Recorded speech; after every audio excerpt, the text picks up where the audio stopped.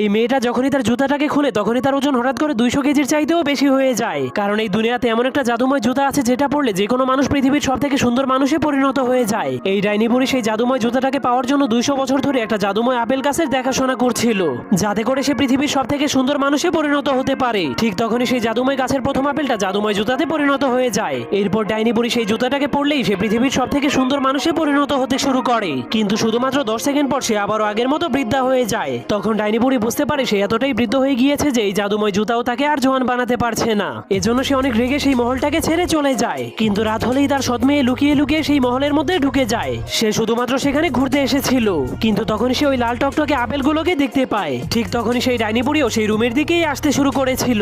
যখনই ডাইনি বুড়ি সেই দরজাটাকে খুলে তখনই পুরো রুমটাই আলোকিত হয়ে যায়। এরপর ডাইনি বুড়ি দেখতে পায় তার সৎ মেয়ে পৃথিবীর সব থেকে সুন্দর মানুষে পরিণত হয়ে গিয়েছে, কারণ সে ওই জাদুময় জুতোগুলো পরে ফেলেছিল।